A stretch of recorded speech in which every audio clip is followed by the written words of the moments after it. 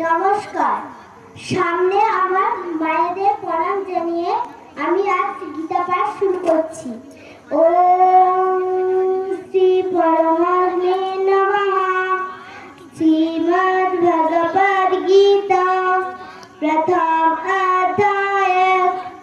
অর্জুন বিষাদ ধৃতরাষ্ট্র উবাচ ধর্মক্ষেত্রে কুরুক্ষেত্রে সমবেতা যুযুৎসব মামকা পাণ্ডবাশ্চৈব কি অকুর্বত সঞ্জয়।